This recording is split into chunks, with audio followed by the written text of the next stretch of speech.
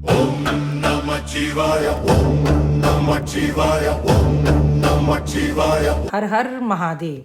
दोस्तों, कुछ यात्राएं ऐसी होती हैं जो सिर्फ रास्तों से नहीं तय होती बल्कि सीधे दिल और आत्मा से तय होती हैं। हाल ही में मुझे बाबा केदारनाथ के दर्शन का सौभाग्य मिला।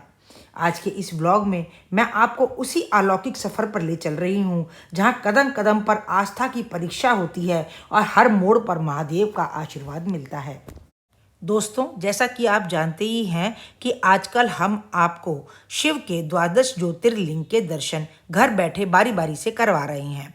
तो इसी कड़ी में आज हम आपको केदारनाथ के दर्शन के लिए ले चल रहे हैं। लेकिन आगे बढ़ने से पहले मित्रों, हमारी आपसे प्रार्थना है कि यदि आपने हमारा चैनल अभी तक सब्सक्राइब नहीं किया है तो स्टाइल विद अलका के चैनल को जल्दी से ही सब्सक्राइब कर लें। दोस्तों, अभी हाल ही में मेरा केदारनाथ ज्योतिर्लिंग के दर्शन के लिए जाना हुआ।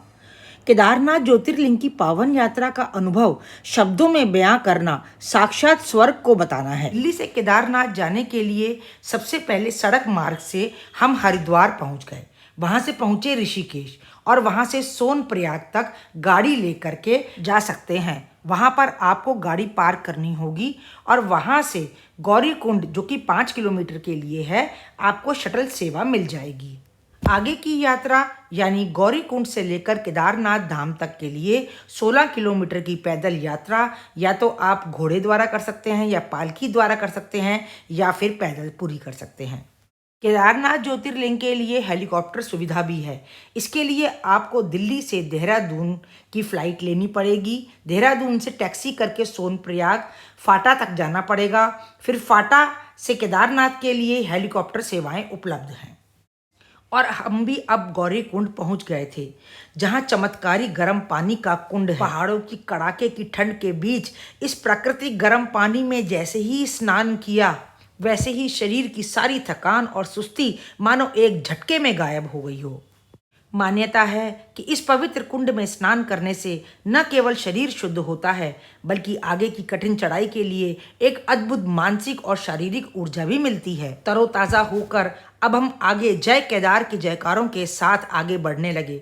दुर्गम रास्ते और खड़ी चढ़ाई भी हमें बेहद आसान लग रही थी। गौरीकुंड से आगे का रास्ता बेहद दुर्गम और खड़ी चढ़ाई वाला था। हवा पतली हो रही थी, पैर थक रहे थे, लेकिन फिजाओं में गूंजते जय केदार और हर हर महादेव के जयकारों ने मेरा हौसला कम नहीं होने दिया।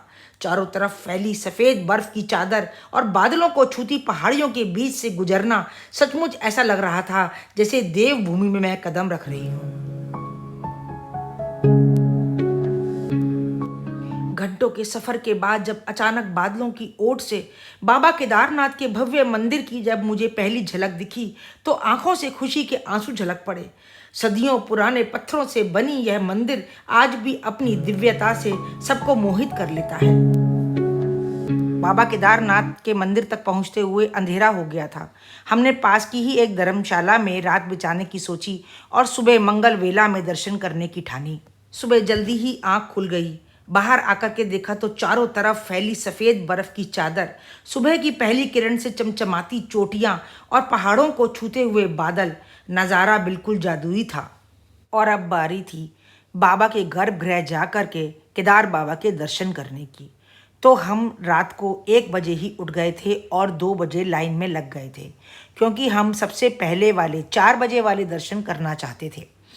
इसके बाद लाइन में लगे हुए हमें 4 घंटे बीते थे और हमारा नंबर आ गया था। मंदिर के भीतर पहुंच करके सामने स्वयंभू त्रिकोणीय शिवलिंग को स्पर्श करते ही मुझे ऐसा लगा जैसे जीवन में एक परम शांति का अनुभव हो रहा हो, जीवन की सारी इच्छाएं पूरी हो गई हों।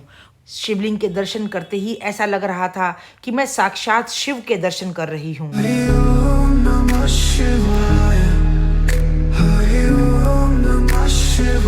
परंतु मुझे दर्शन एक बार और करने का मन था।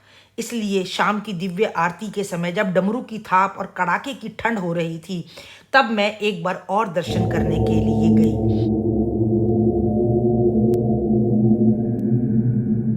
बाबा केदार के दिव्य दर्शनों के बाद हम मंदिर के ठीक पीछे आ गए, जहाँ थी विशाल भीमशिला।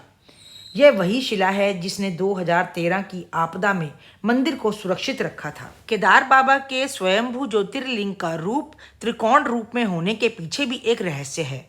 हुआ यूं था कि महाभारत युद्ध के बाद पांडव अपने ही परिजनों की हत्या के कारण पाप से मुक्ति के लिए भगवान शिव से आशीर्वाद मांग रहे थे, लेकिन शिव उनसे इस हत्या के प्रति नाराज थे।